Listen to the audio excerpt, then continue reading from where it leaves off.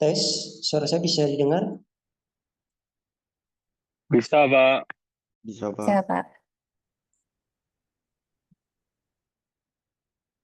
Halo, apakah suara saya bisa dengar? Bisa, Pak. Terdengar, Pak. Sudah terdengar.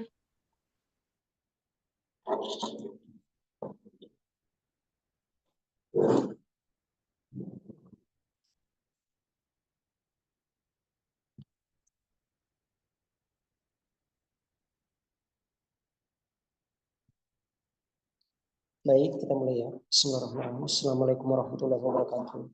Selamat sore. Alhamdulillah. Salatu wassalamu ala Rasulillah.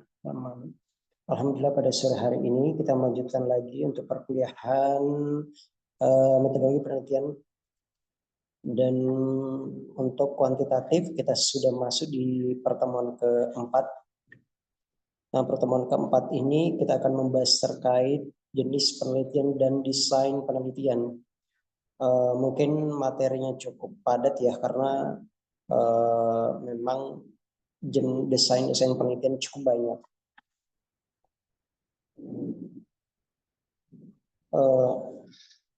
Next. Jadi untuk pembahasan kita pada hari ini, yang pertama terkait jenis penelitian, yang mana ini juga merupakan bagian dari proposal penelitian. Proposal penelitian di bagian bab 4. Bagian bab 4 itu membahas terkait metode penelitian yang berisi terkait jenis penelitian, kemudian ada desain penelitian, populasi, besar sampel, teknik sampling, dan seterusnya. Nah, pada kesempatan kali ini kita akan bahas terkait jenis penelitian dan desain penelitian. Jadi bahasannya macam-macam dari desain penelitian, dan cukup banyak ya di materi ini. Fokus dulu untuk bagian deskriptif, untuk analitik, dan seterusnya. Kita akan bahas di slide berikutnya. Baik, next. Yang pertama berkaitan dengan jenis penelitian kuantitatif. Ini penelitian kuantitatif sebagaimana kita pahami bahwa ada dua jenis penelitian yang sering digunakan, yakni penelitian survei atau observasional dan penelitian eksperimental. Nah, dua jenis penelitian ini yang sering digunakan dalam kegiatan penelitian dan khususnya di bidang kesehatan masyarakat yang sangat masyhur dalam pelaksanaan penelitiannya, terutama untuk penelitian survei atau observasional. Next lagi ya. Di sini kita bisa bedakan antara penelitian observasional dengan eksperimental.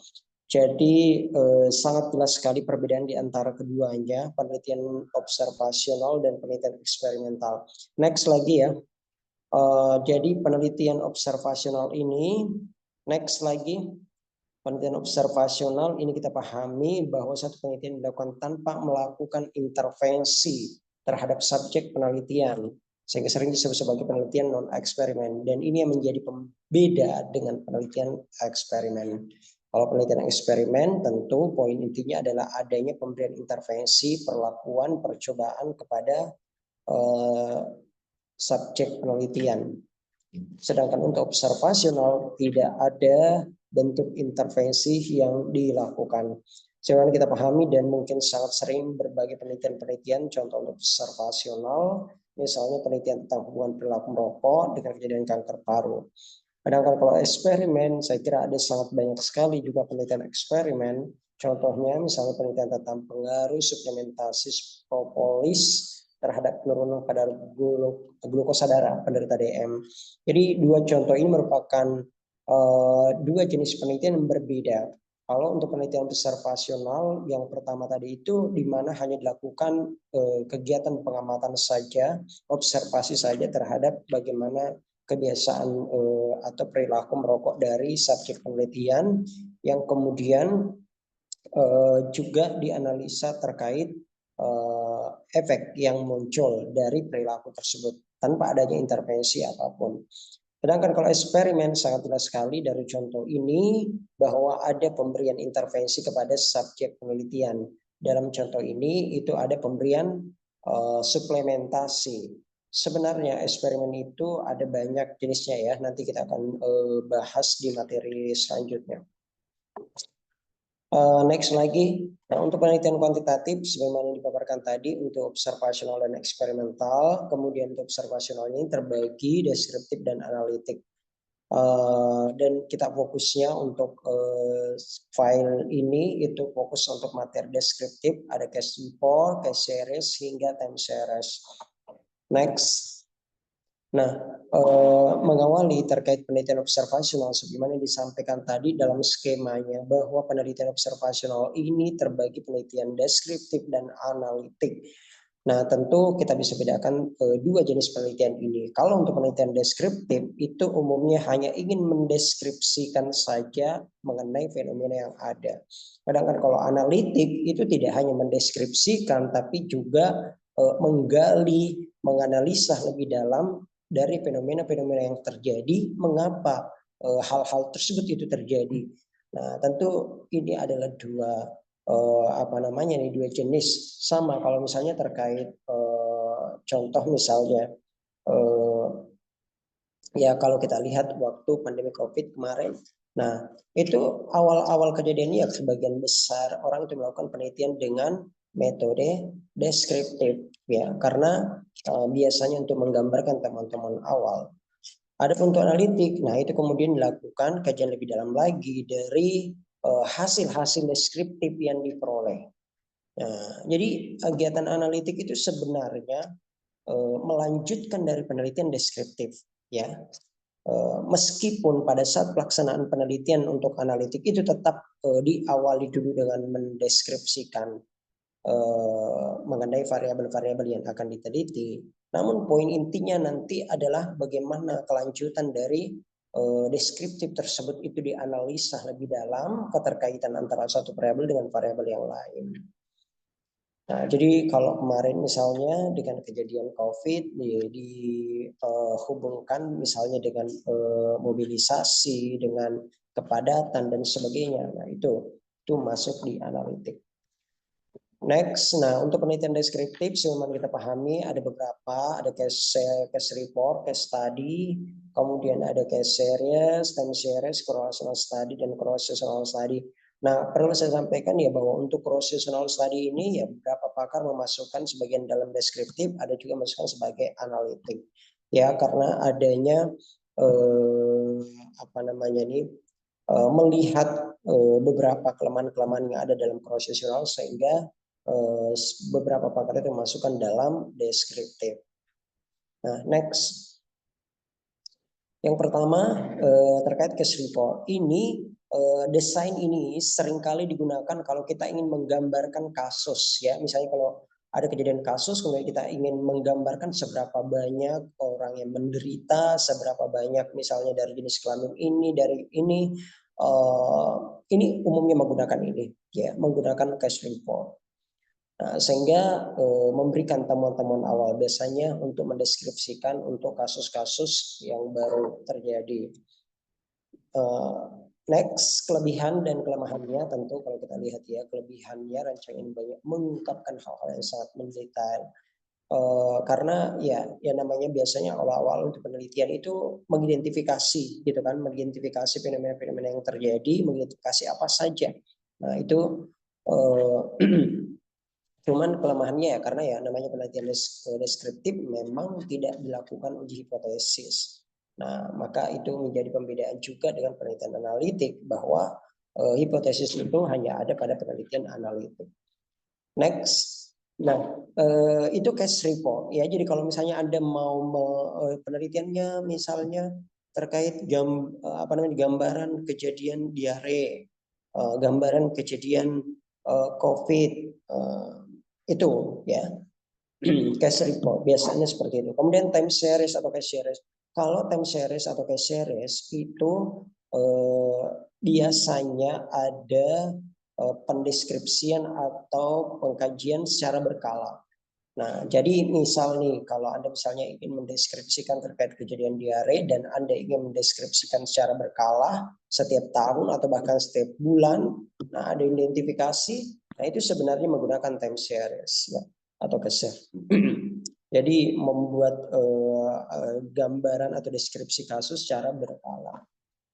Untuk kelebihan dan kekurangannya, next, sama saja ya. Pada intinya kalau untuk deskriptif seperti itu bahwa memang digunakan untuk penelitian awal dan kelemahannya adalah sama, tidak bisa digunakan untuk menguji hipotesis karena itu hanya ada di analitik.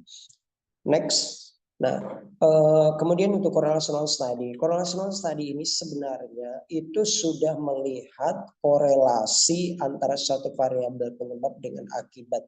Tapi itu belum bisa menunjukkan hubungan sebab akibat di antara variabel-variabel yang dikaji. Hanya melihat korelasinya saja, ada korelasi positif atau korelasi negatif.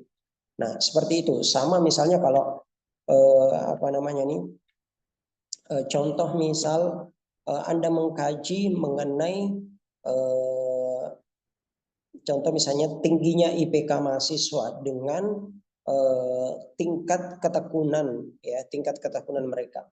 Nah, itu secara ini kan mungkin secara deskriptif kalau kita melakukan korelasi bisa saja dia memperoleh hasil korelasi positif misalnya. Ya, kalau mungkin orang beranggapan bahwa kemungkinan ini ada keterkaitan kan antara ketekunan dengan tingkat IPK mahasiswa misalnya. Tapi secara ini itu belum bisa menunjukkan hubungan sebab akibat meskipun dia ada korelasi positif. Nah, jadi belum bisa dipastikan. Ini yang membedakan nanti dengan analitik ya. Yang membedakan dengan analitik nantinya itu mengkaji mengenai sebab akibatnya. Nah, itu merupakan suatu contoh misalnya kalau untuk penelitian correlational study dan saya kira ada sangat banyak ya penelitian menggunakan itu desain tersebut dalam mengkaji keterkaitan ya, tapi tidak sedalam analitik ya. Biasanya hanya kita mau berkorelasi positif tapi belum pasti bahwa itu merupakan penyebab. Nah, biasanya nilainya itu untuk koefisien korelasinya itu dari +1 sampai -1 ya. Nah, jadi berkisar nilainya biasanya seperti itu. Next lagi, kelebihan dan kekurangannya saya kira sama dengan desain-desain deskriptif lainnya. Bahwa ini digunakan untuk penyelidikan awal. Nah, adapun kelemahannya, nah jadi kelemahannya di sini itu ketidakmampuan menjembatkan kesenjangan antara status paparan dan status penyakit pada tingkat populasi dan individu. Bukan merupakan rancangan yang kuat untuk menganalisa hubungan sebab akibat ya. Nah itu makanya saya katakan tadi, next ya, next. Jadi makanya saya katakan tadi bahwa correlational study itu nggak bisa untuk melihat hubungan sebab akibat karena adanya beberapa pertimbangan. Nah, berbeda kalau di desain analitik. Next lagi, nah untuk cross-sectional study. Jadi cross-sectional study ini ada beberapa yang masukkan dalam deskriptif, ada yang masukkan sebagai analitik.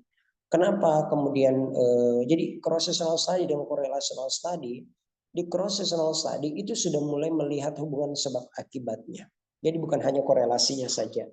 Jadi sudah mulai melihat hubungan sebab dengan akibat yang terjadi. Hanya saja dia belum memiliki apa namanya nih, hasilnya itu belum bisa dikuatkan ya, bahkan dinilai lemah. Kenapa? Karena kausalitasnya kurang jelas, temporalitasnya kurang jelas antara apakah penyebab itu benar-benar mendahului timbulnya efek. Karena kita pahami ya, kalau untuk rational study itu ya studi potong lintang. Jadi ibaratnya kalau misalnya kita mengambil satu buah lalu kemudian kita potong melintang, pada saat yang bersamaan kita bisa melihat sisi yang satu, kita juga bisa melihat sisi yang satu. Kalau diibaratkan dalam risetnya bahwa kita mengidentifikasi terkait faktor risiko dengan akibat atau efek yang terjadi secara bersamaan.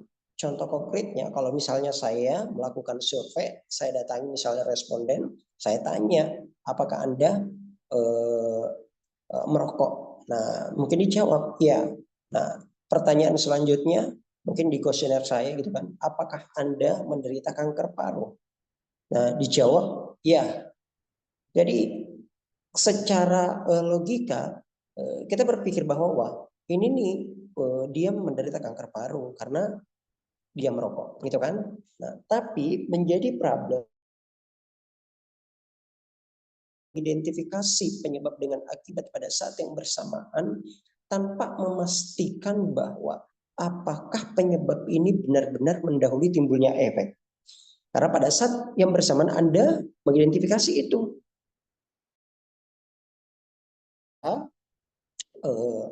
dia sudah menderita kanker paru itu sudah lebih awal dibandingkan dengan kebiasaan merokoknya.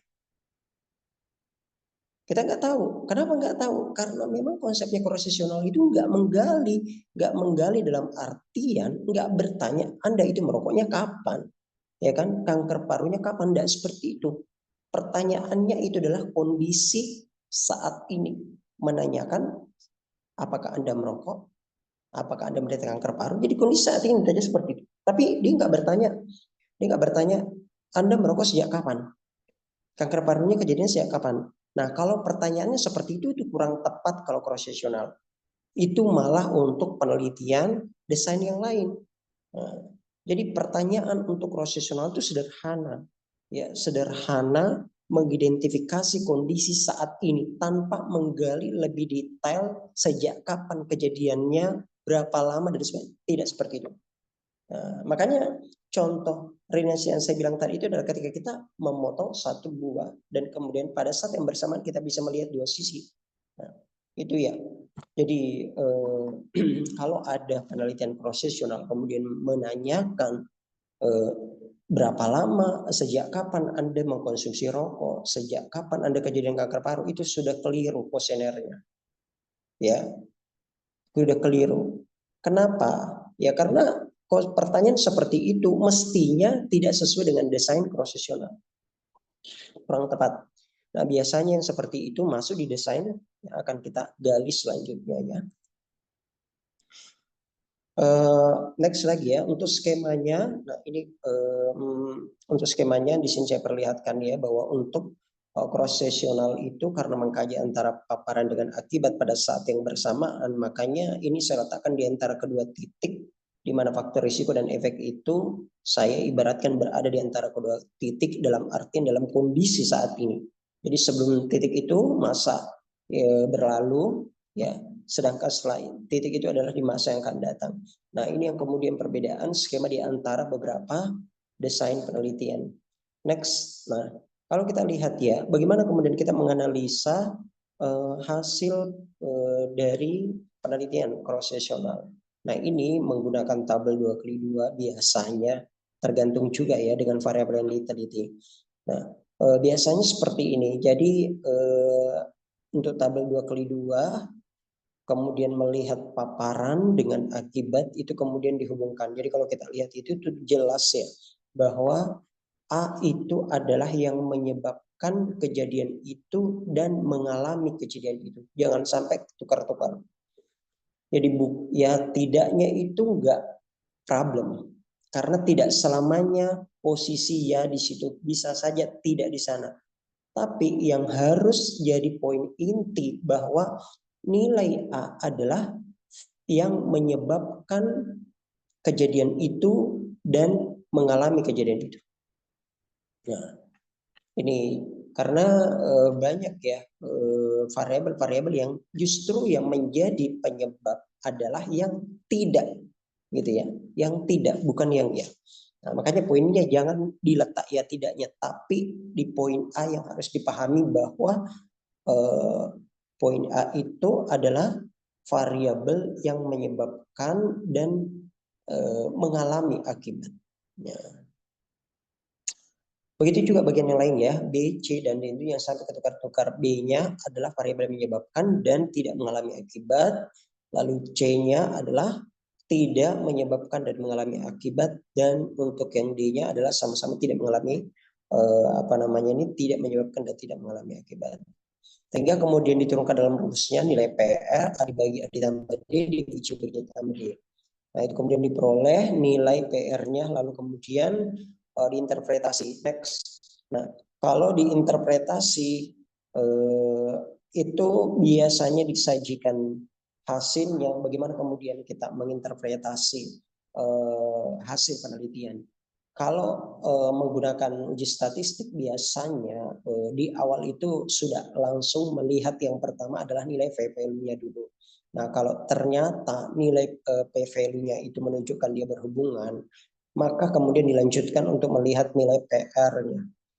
Nah, tapi kalau misalnya nggak berhubungan nilai P-value-nya, biasanya nilai PR-nya itu nggak dilanjutkan untuk dibahasnya. Nah, berbeda kalau memang fokusnya hanya untuk mengetahui nilai PR, nah, biasa menggunakan ini dengan membandingkan nilai PR dan nilai confidence intervalnya ya, atau nilai CI. Dikatakan bahwa kalau PR-nya sama dengan 1 itu bersifat netral. Bila PR lebih dari 1 dan rentang interval kepercayaannya itu tidak mencakup 1. Maksudnya apa? Nilai PR-nya lebih besar dari 1. Dan nilai confidence intervalnya itu tidak mencakup 1, dalam artian kita tahu nilai confidence interval itu terbagi atas 2. Ada namanya batas bawah dan batas atas. Batas bawah itu namanya lower ya, nilai lower limit, dan batas atasnya itu namanya upper limit. Nah, nilai confidence interval ini berada di antaranya itu, ya, berada di antara nilai lower dan nilai upper. Nah, kalau dikatakan tidak mencakup 1, otomatis nilai CI-nya ini itu tidak ada angka 1 di antara kedua nilai itu. Nah, dalam artian batas bawahnya atau lower limitnya tadi itu otomatis ini dengan jaraknya dengan upper limitnya itu jangan sampai ada angka 1. Contoh, misal nilai lower limitnya berapa? 1,2. Sedangkan upper limitnya berapa? 3. Nah, 1,2 dengan 3 otomatis jaraknya itu nggak ada angka 1 ya, karena sudah di atas angka 1. Nilai lowernya aja udah 1, Nah, jadi otomatis kalau seperti ini itu tidak mencakup angka 1 namanya. Nah, itu yang dimaksudkan tidak mencakup angka 1. Kapan dikatakan mencakup angka 1? Kalau misalnya nilai lowernya itu berapa? 0,98. Nilai uppernya berapa? 1,5. Nah, Artinya di antara kedua nilai itu ada nilai 1. Itu yang dikatakan mencakup angka 1. Jadi cara menginterpretasinya seperti itu ya. Kalau saudara-saudari melihat nilai kampi dan interval, menginterpretasi seperti itu. Nah ini semua adalah interpretasinya, kapan dikatakan sebagai faktor risiko, faktor protektif, dan selanjutnya. Next. Nah kalau kita contohkan nih, misalnya penelitian yang melibatkan 1.000 orang sebagai responden. Nah ini ada 2 kelompok ya, perokok dan non perokok. Lalu kemudian ini dilihat dari efeknya adalah kecemasan. Kecemasannya ini ada kecemasan tinggi dan kecemasan rendah. Nah itu kemudian diminta dianalisa, menggambarkan distribusi frekuensinya, lalu kemudian dihitung nilai PR-nya. Next, nah secara deskriptif seperti ini mendeskripsikan. Nah, mendeskripsikan. Jadi ada berapa banyak yang merokok, berapa yang tidak merokok, begitu ya variabel yang lainnya. Next, nah kalau sudah masuk di analisis analisis nilai PR-nya. Next ya, bagaimana kemudian memasukkan ke dalam tabel? Karena kalau Anda melihat redaksi soal seperti tadi, itu tidak semua angka bisa diketahui. Maka mau tidak mau Anda harus bisa Anda harus bisa mengidentifikasi angka-angka yang memang diketahui di soal.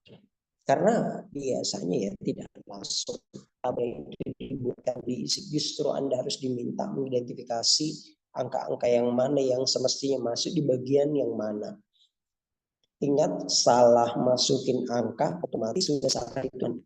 Nah, hasilnya pasti akan salah. Next, kalau kita nilai PR-nya di sini, diperoleh nilai PR-nya adalah 2,0, di mana PR-nya besar daripada 1. Cuman karena di sini itu tidak ada perhitungan untuk nilai CI-nya, jadi kita misalnya anggap kalau hitungan dia dan permisalan sekiranya misalnya CI-nya itu juga mencakup 3,1, maka tentu dikatakan bahwa itu merupakan faktor yang diduga sebagai faktor penyebab.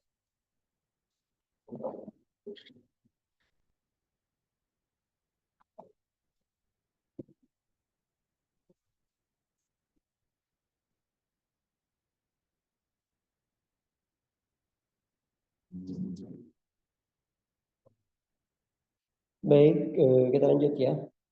Semua kita pahami untuk kelebihan dan kekurangan dari cross-sectional ya sangat jelas sekali, dan mungkin kita juga udah familiar banget ya. Cross-sectional itu kelebihannya dia bisa cepat, kemudian dia jarang drop out.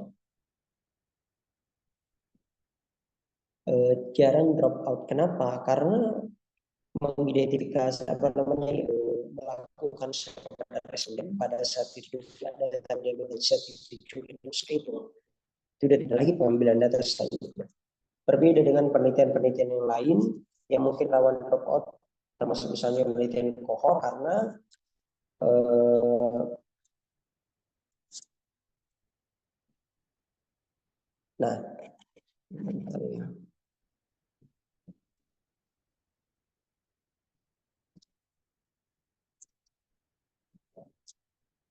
baik. Jadi kalau untuk penelitian lain seperti misalnya penelitian kohort ya, tentu itu rawan untuk drop out karena biasanya diidentifikasi kondisi subjek pada saat ini, lalu kemudian diidentifikasi mengenai efek yang terjadi masa yang akan datang. Nah tentu itu kan membutuhkan waktu, dan kebanyakan biasanya responden itu drop out dari penelitian sebelum penelitian itu berakhir. Nah kelebihannya kalau profesional jarang mengalami dropout karena pada saat yang bersamaan sudah mendapatkan data secara utuh. Kemudian kelemahannya tentu seperti yang saya sampaikan tadi. Kenapa? Karena penelitian profesional itu tentu tidak bisa dipastikan apakah penyebab yang diduga ini memang mendahului timbulnya efek. Karena ya kita bertanya hanya dengan kondisi saat ini.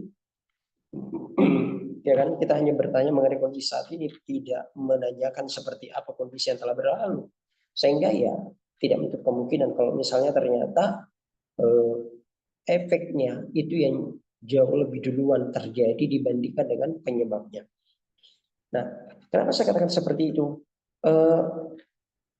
Coba lihat, kalau misal ada beberapa variabel yang diidentifikasi dan orang tahu bahwa itu ada keterkaitan misalnya antara variabel efek dengan faktor yang diduga.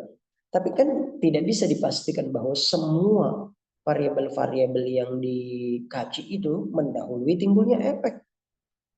Nah, karena kejadian misalnya contohnya misalnya kanker tadi, nah itu kan bisa banyak faktor kan ya. Nah, ini nggak bisa dipastikan bahwa variabel mana ini yang benar-benar menyebabkan efek dan mendahului, karena tidak dilakukan penggalian lebih dalam sejak kapan aktivitas itu dilakukan. Nah, ya kalau mungkin penelitian melakukan itu, ya sebenarnya sudah tidak sesuai dengan konsepnya profesional ya. Baik, kita lanjut ya ke materi berikutnya.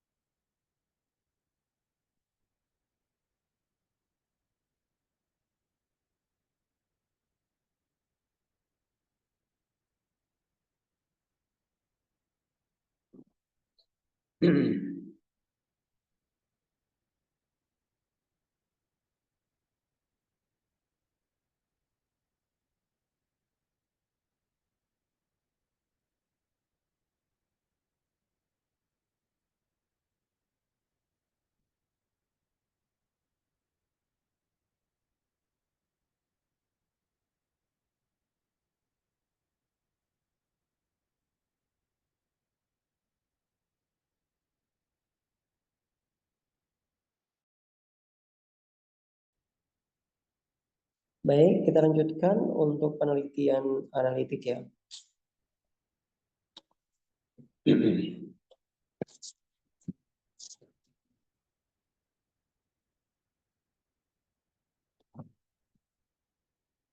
Next, nah jadi selain penelitian deskriptif juga ada penelitian analitik yang sering sekali digunakan untuk melakukan penelitian, dan ini mungkin yang paling banyak digunakan dalam penelitian. Yang kita bahas di sini juga cross-sectional, cuman di sini saya nggak ulang lagi cross-sectional ya. Cuman saya ingin sampaikan bahwa ya pakar juga banyak memasukkan sebagai analitik, dan ini merupakan studi epidemiologi yang sering digunakan ya, ada cross-sectional, case control, dan cohort. Next. Nah, mengawali tadi bahwa untuk penelitian analitik itu tidak hanya mendeskripsikan, tapi juga menggali lebih dalam, mengetahui, menjelaskan seperti apa fenomena yang terjadi, mengapa fenomena itu bisa terjadi, tentu ini dengan penelitian analitik. Nah, skemanya seperti yang disampaikan tadi, next, terbagi ada cross-sectional study, kemudian case control, dan cohort. Next. Nah, jadi kita sekarang fokus ke desain selanjutnya ya. Untuk cross-sectional saya anggap sudah selesai tadi. Untuk case control. Jadi untuk case control ini yang merupakan salah satu jenis penelitian yang mungkin kalau dilihat ya dari sisi kelebihannya dibandingkan cross-sectional. Nah, ini cukup lebih baik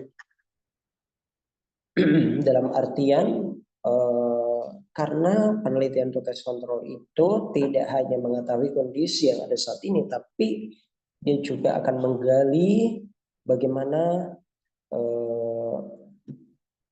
riwayat yang telah berlalu. Jadi kalau misalnya terkait kejadian kanker dan kebiasaan merokok, nah itu di penelitian case control inilah yang akan menggali sejak kapan Anda merokok. Nah, sejak kapan Anda didiagnosa menderita kanker. Nah, Jadi ini salah satu khasnya cash control. Justru di cash control inilah kalau ingin menggali, mengorek-korek ya seperti apa riwayat yang telah berlalu terkait subjek penelitian itu, sehingga kita bisa pastikan bahwa apakah variabel yang diduga ini memang mendahului timbulnya efek tersebut. Nah, next. Makanya di sini saya buatkan skemanya bahwa untuk identifikasi saat ini apa yang diidentifikasi saat ini adalah efeknya terlebih dahulu. Nah, baru ditelusuri riwayatnya yang telah berlalu. Kalau tadi krosesional, efeknya dan faktor risikonya itu diidentifikasi ya kondisi yang ada saat ini yang kita bisa lihat, bisa kita amati dan ukur saat ini. Kadang-kadang kalau cash control yang diidentifikasi saat ini hanya akibatnya. Kita lihat bahwa ini menderita kanker paru. Nah, untuk faktor risikonya itu diidentifikasi di masa yang telah berlalu. Nah, terkait misalnya ada beberapa faktor risiko, contohnya misalnya kalau kita berbicara mengenai perilaku merokoknya. Nah, pasti akan ditanya apakah Anda merokok? Ya, kalau dijawab ya, pertanyaannya bukan hanya seperti itu, mesti harus lanjut. Nah, pada usia berapa Anda mulai merokok?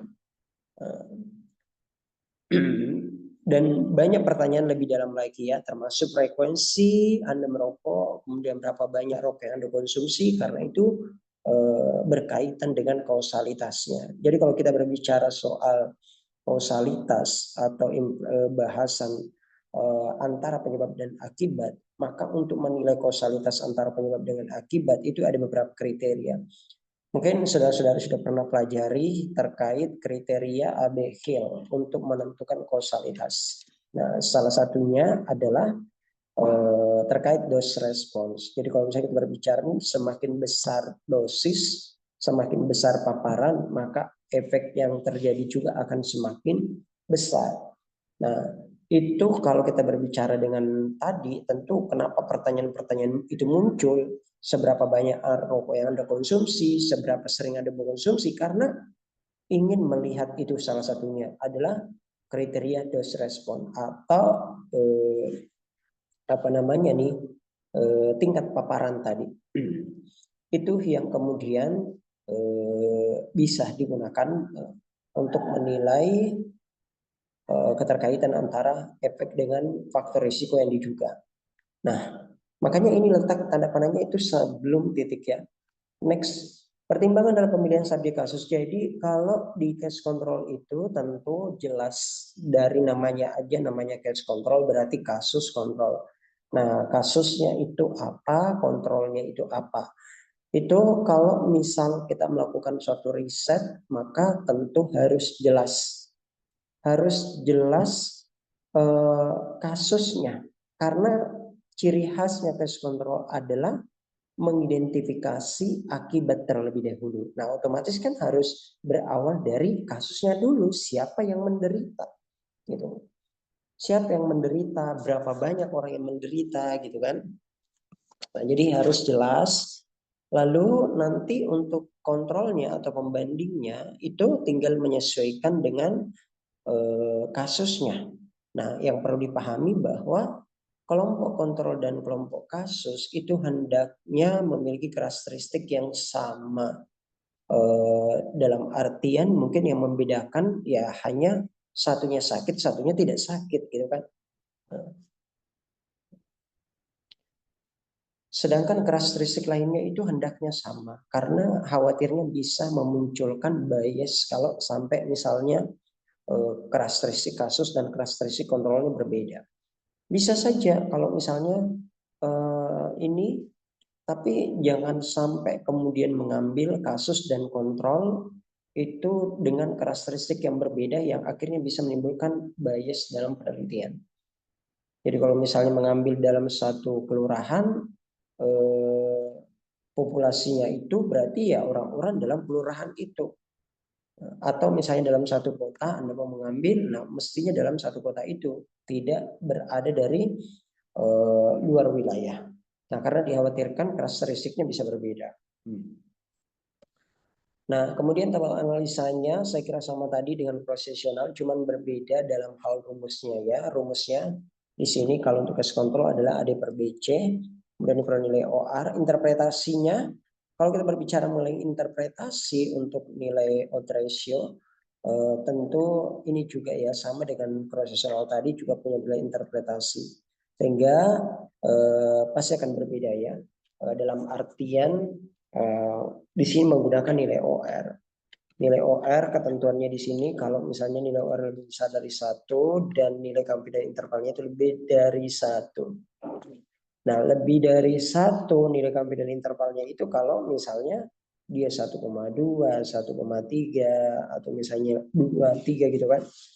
Nah, maka ini bisa dianggap lebih dari 1. Kalau nilai OR-nya lebih besar dari 1 juga, maka tinggal kita baca bahwa nilai OR 3 menunjukkan bahwa variabel yang diduga itu memang merupakan faktor resiko dan diperoleh nilai CI saking menunjukkan adanya keterkaitan antara variabel tersebut. Ini itu penting sekali ya. Next. Kemudian kita masukkan ke dalam contoh soal. Saya kira ini juga ada kemiripan dengan soal yang tadi. Next lagi.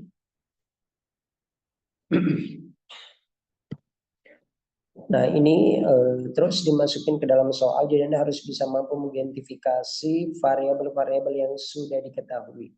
Karena isi tabel itu enggak muncul semua dalam narasi. Kalau kita tidak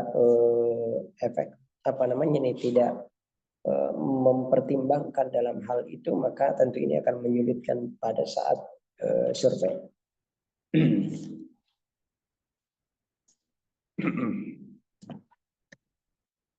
Next.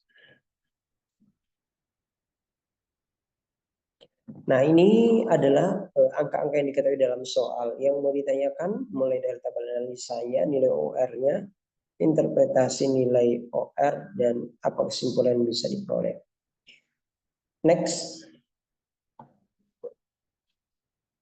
Nah, ini tentu di awal ya tentu harus jelas mengenai tabel yang akan diisi. Jadi sebelum membuat tabelnya, mengisi ini tabelnya itu sudah harus dirancang, didesain untuk lebih memudahkan.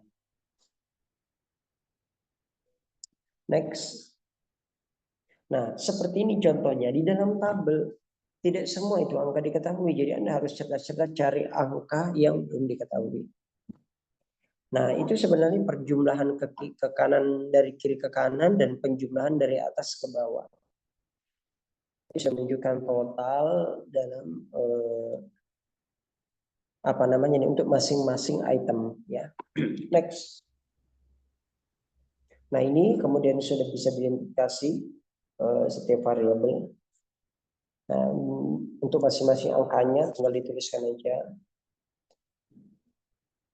Lalu lanjut lagi di perhitungan odds ratio. Nah, itu diperoleh nilai angka 3,19 atau 3,2 sehingga interpretasi dan kesimpulan. Bentar ya.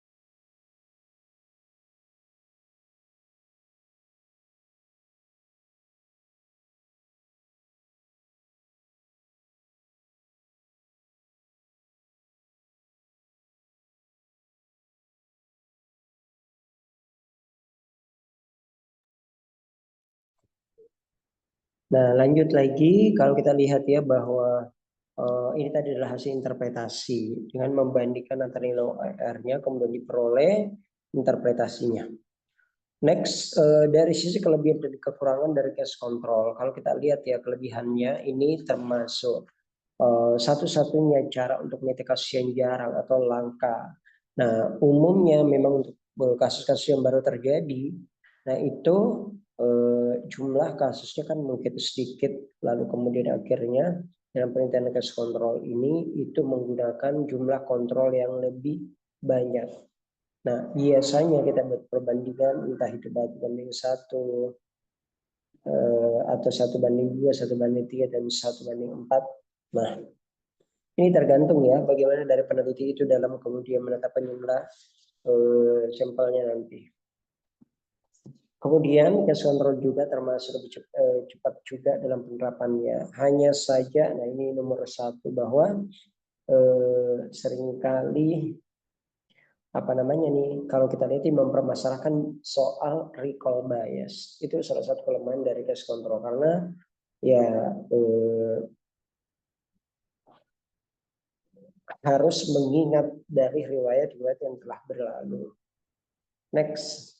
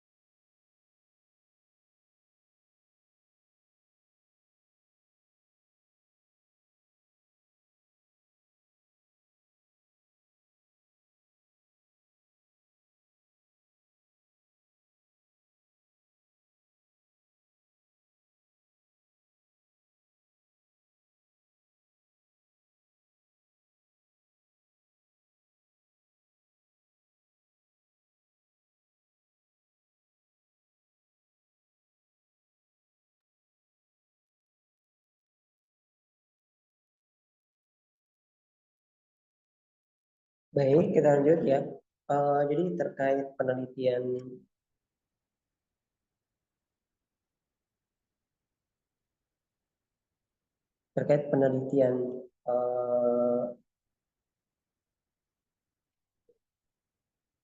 kohort ya. Jadi ini tentu kalau kita lihat ya, ini juga memiliki karakteristik tersendiri. Untuk penelitian kohort ini bahkan lebih menunjukkan kausalitas ya, karena yang pertama yang diidentifikasi saat ini adalah variabel penyebabnya dulu. Lalu kemudian dilakukan follow up di masa yang akan datang untuk melihat apakah ada efek yang terjadi. Nah, jadi makanya biasa disilakan sebagai penelitian prospektif. Next, kemudian untuk yang skemanya untuk kohort itu dia ada kesamaan dengan prosesional ya, skemanya. Tapi untuk letak faktor risikonya itu di antara kedua titik, mohon ya, ini mestinya ada 2 titik di situ. Nah, jadi untuk faktor risikonya adalah identifikasi kondisi saat ini, lalu kemudian dititik di masa yang akan datang efeknya apa yang terjadi. Itu biasanya penelitian kohort. Next.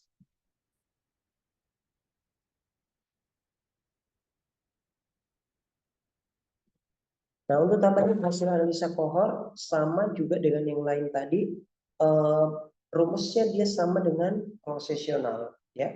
Kalau Anda masih ingat tadi rumusnya prosesional, nah ini A dibagi A ditambah B dibagi C dibagi C ditambah D. Lalu kemudian interpretasi nilai RR. Nah, itu kita lihat ya bahwa ketika misalnya nilai RR-nya atau RP-nya itu 1/1, dan rentan interval kepanjangan tidak mencakup angka 1. Nah, begitupun dengan apa namanya ini kata-kata yang lain, misalnya ini kalau dia keluar dari angka 1. Next.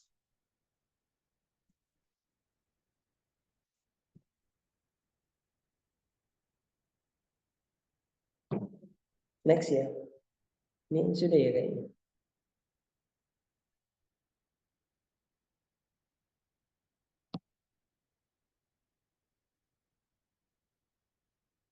Next lagi, jadi contoh soalnya tadi itu ada kesamaan, lalu kemudian bagaimana dalam memasukkan ke dalam tabel. Next, sehingga kita bisa ketahui nilai RR-nya. Kalau nilai RR-nya tadi adalah A, dibagi A ditambah B, dibagi C ditambah D. Jadi rumusnya dia sama dengan konvensional. Next. Kalau kita lihat ya, kelebihan dan kelemahannya. Untuk kohor ya, untuk kelebihannya sangat jelas sekali karena bisa menggambarkan terkait definisi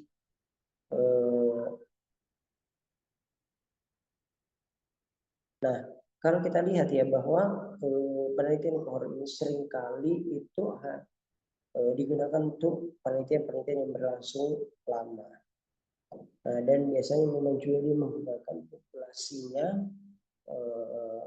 populasi yang digunakan itu adalah populasi-populasi orang yang ada saat ini yang diidentifikasi faktor risikonya. Lalu kemudian dilihat bagaimana kondisi atau akibat yang terjadi di masa yang akan datang. Nah, problem yang sering terjadi karena kekurangannya itu harus dilihat di masa yang akan datang, maka seringkali dan tidak menutup kemungkinan bisa terjadi drop out. Nah, dan itu sangat sering kali terjadi di penelitian kohort. Sehingga ya seringkali ada subjek atau responden keluar dari penelitian. Nah, ini yang bisa mempengaruhi hasil penelitian kita. Next. Kita ke slide berikutnya ya, slide terakhir.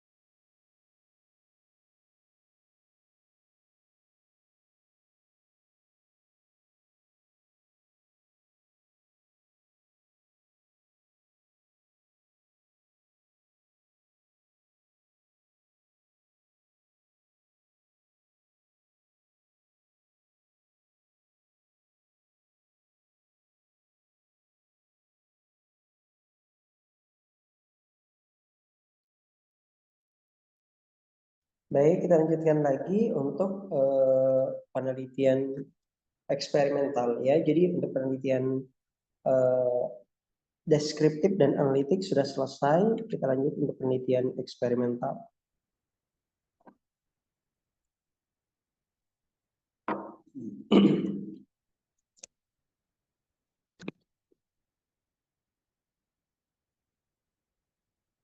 Jadi sebagaimana yang saya sampaikan tadi bahwa untuk penelitian itu ada penelitian observasional dan eksperimental. Nah, kita lihat tadi perbedaannya bahwa untuk penelitian apa namanya nih, next. Lanjut. Nah, jadi untuk penelitian eksperimental, nah ini beberapa pembahasan ya, jadi beberapa jenis penelitian, ada penelitian eksperimental. Nah, sebagaimana saya sampaikan tadi, bahwa untuk eksperimental tentu ada ciri khasnya adalah dengan pemberian eksperimen atau intervensi kepada subjek penelitian. Dan ini yang menjadi perbedaan dengan penelitian observasional tadi. Nah, next. Apa namanya, dalam penelitian eksperimental ini, sebagaimana yang saya sampaikan bahwa penelitian itu sangat rawan terjadi bias, termasuk untuk penelitian eksperimental. Next ya. Apa yang dimaksudkan tadi terkait bias itu ya hal-hal yang bisa menyebabkan hasil penelitian kita itu nggak murni ya. Biasa orang istilahkan kadang dia banyak dia faktor yang bisa menyebabkan kenapa akhirnya hasil penelitian kita itu nggak bisa representatif dengan kondisi yang sebenarnya. Kenapa? Karena terjadi bias. Nah, bias inilah yang kemudian diupayakan untuk bisa diminimalisir kalau ingin hasil penelitian kita itu bisa tingkat kepercayaannya dan representatifnya itu bisa lebih tinggi. Nah, itu sebisa mungkin untuk bisa meminimal bias. Nah, ada beberapa jenis bias di sini, ada bias kontaminasi, penarikan, kepatuhan. Nah, kalau kita lihat perbedaannya, next ya, bias kontaminasi itu terjadi ketika subjek dalam kelompok kontrol sengaja dan atau tak sengaja terpengaruh perlakuan sintaksis dan efek perlakuan akan lebih kecil dari yang sesungguhnya. Misal kalau Anda memberikan intervensi, ya satunya Anda memberikan suplemen yang kelompok kontrol tidak diberikan suplemen. Nah, karena nggak sengaja, entah mungkin dia dapat info dari mana ya, kelompok kontrol juga mengkonsumsi. Nah, akibatnya apa? Hasil yang diperoleh jadi tidak menunjukkan kondisi perbedaan di antara keduanya. Karena ternyata yang kontrol juga tanpa sepengetahuan kita ya, atau mungkin karena ketidaksengajaan mereka mendapatkan berbagai informasi dan akhirnya dikonsumsi suplemen yang kita jadikan sebagai intervensi, maka itu bisa mempengaruhi hasil murni penelitian kita. Termasuk bias penarikan. Nah, ini bias penarikan ini biasanya ya terjadi ya dalam penelitian-penelitian eksperimen dan seringkali ini ya kejadiannya karena biasanya kan membutuhkan waktu juga ya dalam penelitiannya. Nah, karena membutuhkan waktu, justru itu kemudian beberapa responden itu mungkin tidak terus mengikuti apa namanya nih, tidak terus mengikuti aturan-aturan atau prosedur yang sudah ditetapkan. Nah, akhirnya dia memilih keluar. Nah, kalau seperti ini kan efeknya perbandingan antara kasus dengan apa namanya nih eksperimennya itu jadi tidak seimbang.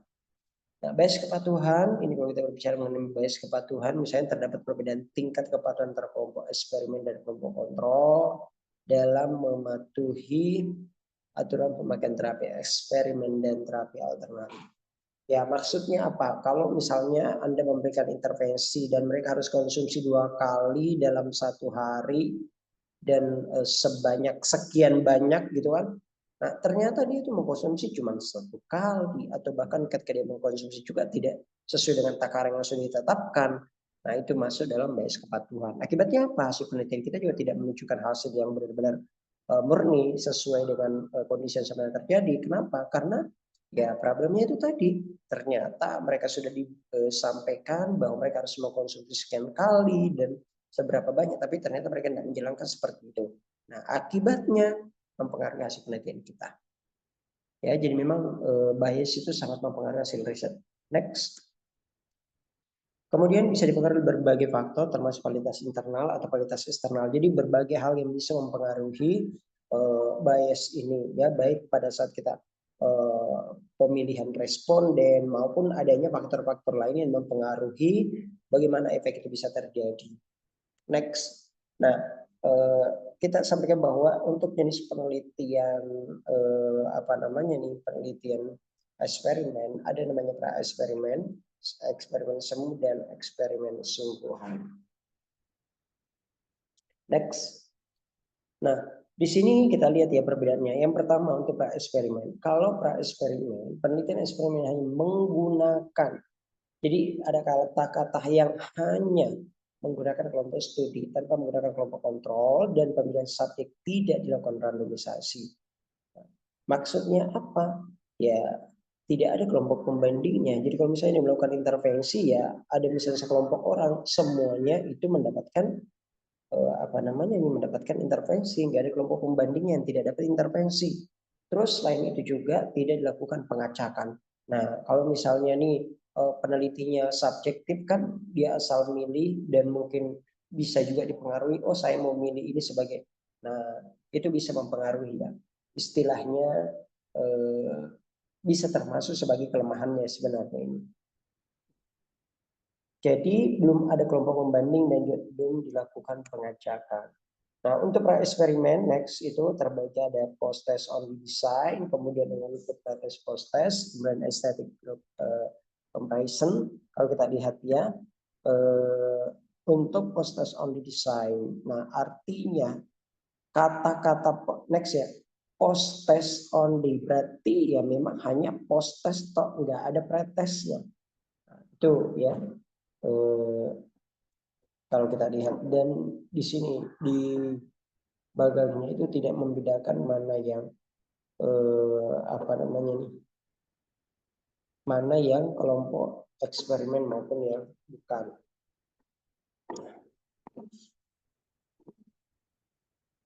Jadi itu poin intinya di sini ya bahwa tidak ada kelompok pembandingnya.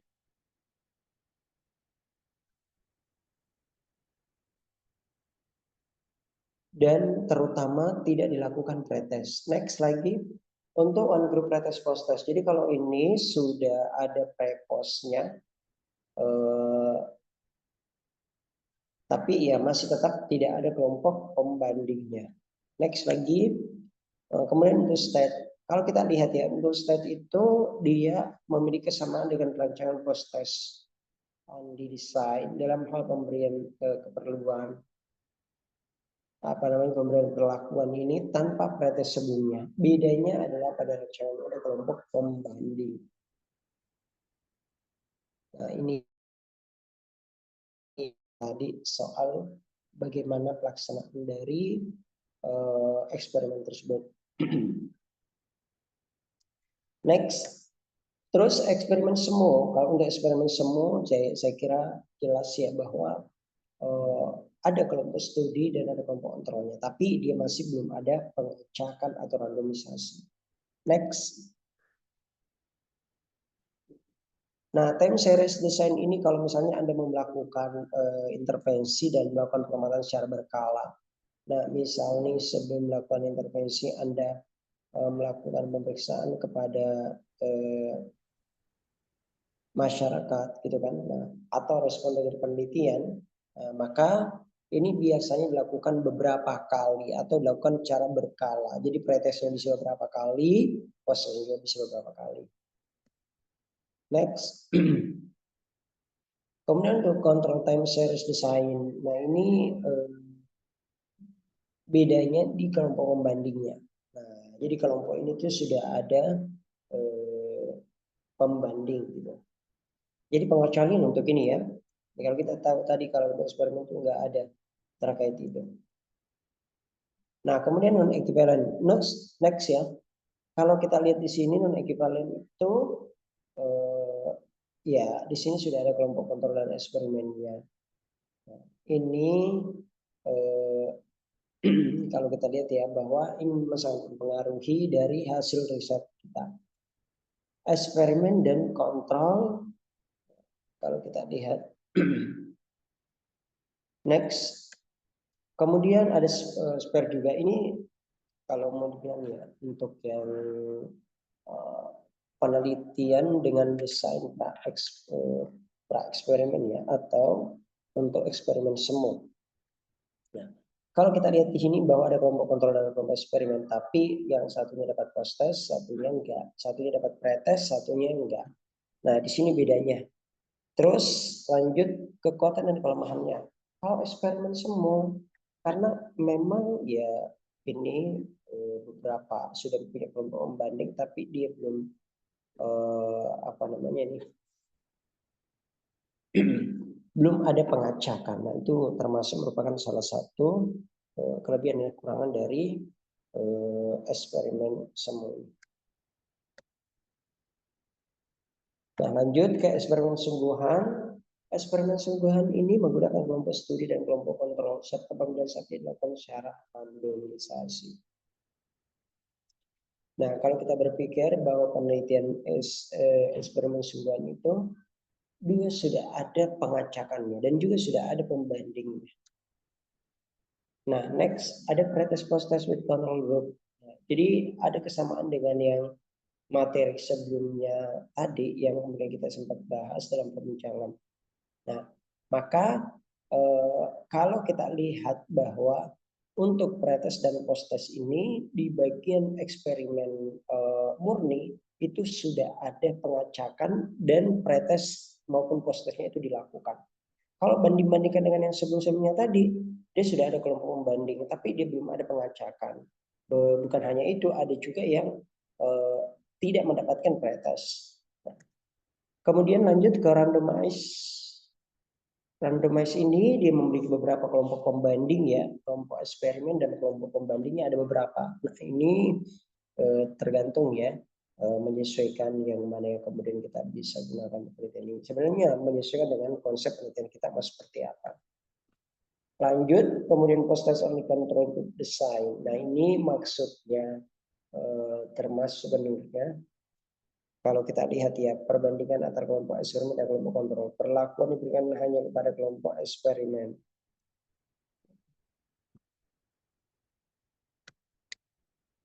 Adapun kekuatan dan kelemahan ya untuk kekuatan dari desain eksperimen murni tentu yang pertama adalah bisa memberikan hasil yang representatif karena dengan seleksi ketat terhadap apa namanya nih dalam pemilihan semua bagian-bagian itu. Nah, begitu juga untuk kelemahannya itu ya tentu kalau kita lihat ya kontrol berlebihan dapat menghasilkan kelompok yang dalam beberapa memberikan setiap berbeda dengan populasi sasaran. Nah, itu juga ya harus diperhatikan dalam hal.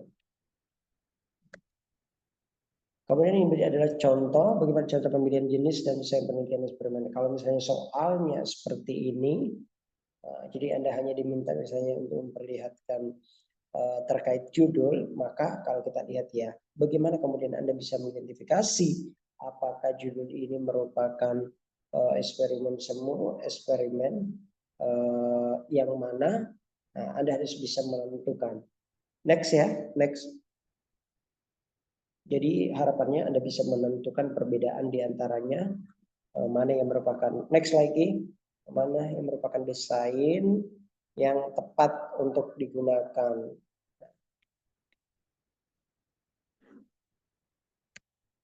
Baik, saya kira itu ya. Mungkin bisa lanjut ke slide apa namanya ke file untuk yang contoh. Kita lihat file untuk contoh. Mungkin kalau sebelum kita masuk ke contoh, mungkin ada yang mau ditanyakan. Silakan.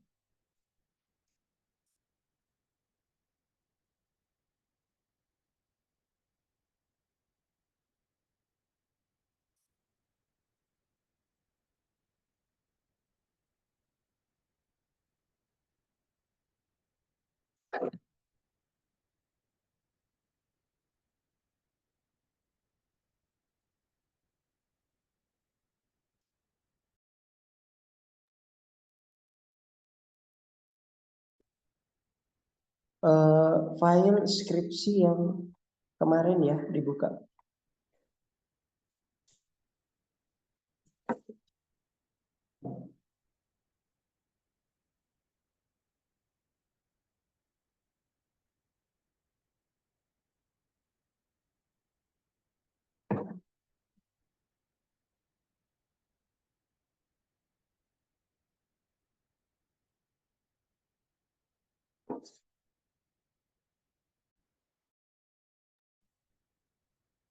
Bagaimana?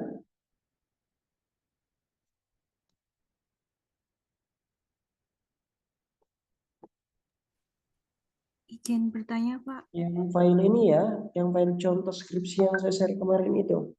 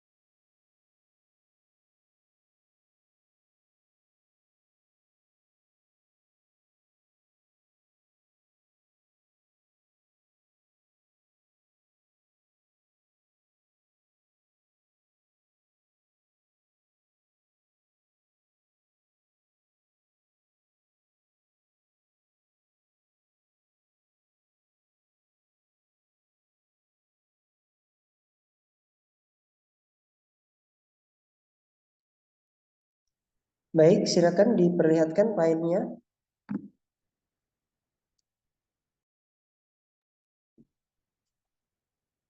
Nah, langsung masuk ke bab 4.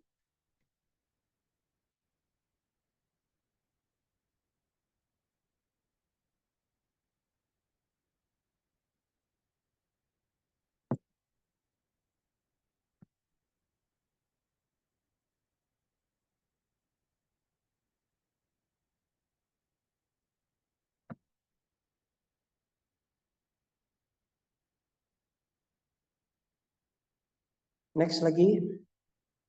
Nah, oke, cukup di bagian ini. Next lagi, dikit lagi, naik lagi dikit.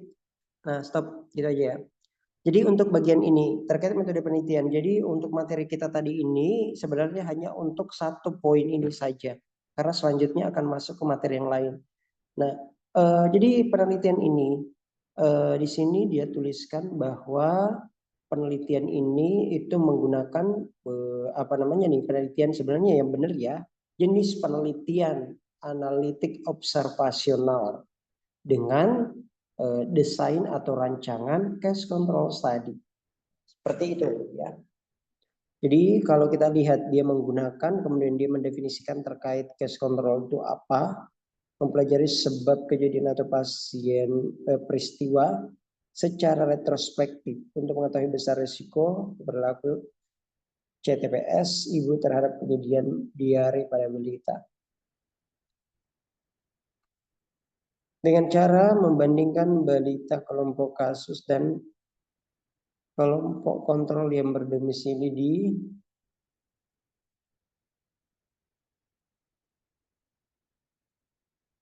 wilayah pesantren 2 ya.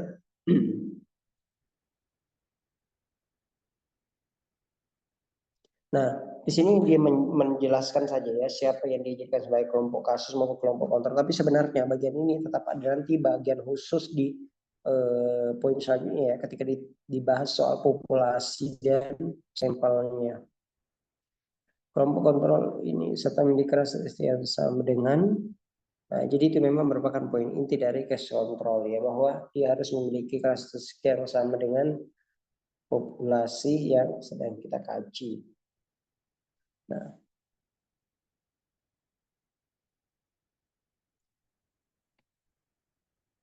jadi di bagian ini juga Anda menceritakan bagaimana penerapannya case control dalam penelitian Anda. Nah, tentu yang pertama adalah mengidentifikasi kejadian diare pada subjek penelitian. Selanjutnya adalah mengidentifikasi faktor risiko dari kejadian diare yang telah berlalu. Jadi harus ditegaskan ya dalam hal itu. Nah, begitu juga untuk bagian-bagian yang lain. Jadi sebenarnya hanya di poin ini ya, khusus untuk desain penelitian itu.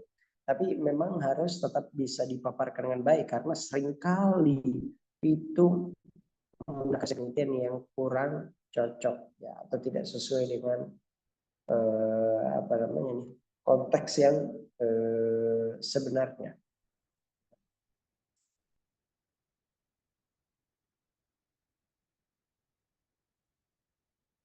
Baik, saya kira itu ya. Jadi saya harap untuk penelitian proposalnya saudara-saudari sudah selesai sampai di bab ini. Karena ya bentar lagi kita sudah memasuki bagian analisa dan kesimpulan. Ya di penutupnya hasil pembahasan itu juga di bagian-bagian khusus. Nah, jadi untuk materi memang cukup banyak, tapi itu penggunaannya dengan memilih dari apa namanya nih, untuk setiap variabel-variabel yang diteliti tersebut. Nah, tentu dia harus membandingkan bagaimana kondisi saat ini, lalu kemudian melihat riwayat faktor risiko yang telah berlalu, dan kebetulan memang dia menggunakan penelitian untuk tes control. Baik, saudara-saudari, saya kira itu mungkin ada yang mau ditanyakan. Bisa dilanjutkan ya untuk pembuatan proposalnya. Jadi mungkin ya hanya ambil dari itu. Jadi tolong untuk proposalnya bisa dicicil, dikerjakan, diselesaikan, dan nantinya sudah clear juga nanti setelah. Karena materi ya materi itu kemungkinan materi proposal itu sampai di pertemuan ke-6. Jadi pertemuan ke-7 itu sudah masuk di hasil pembahasan gitu kan. Dan itu bukan merupakan bagian proposal, tapi dia masuk ke skripsi. Karena proposal hanya sampai di bab 4 saja. Nah, jadi saya harap saudara-saudari ini tolong sudah dipersiapkan semua judul penelitiannya seperti apa, kemudian konsul dengan pembimbingnya seperti apa. Itu ya, saya harap saudara-saudara bisa lebih aktif untuk mempersiapkan diri dalam menghadapi penelitian ya untuk skripsinya nanti. Baik, saya kira itu mungkin ada yang mau ditanyakan, silakan. Izin bertanya, Pak.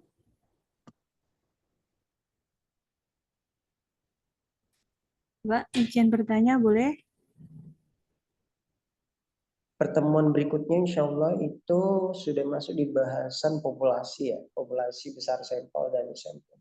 Iya, Pak, tanya aja. Baik, kalau sudah tidak ada saya kira untuk Pak, sementara Ada yang bertanya, Pak. kita lanjut lagi pada pertemuan berikutnya. Semoga kita senantiasa diberikan kesehatan, kekuatan, dan kesempatan saya bisa berjumpa lagi pada pertemuan berikutnya dalam keadaan sehat-sehat dan kita.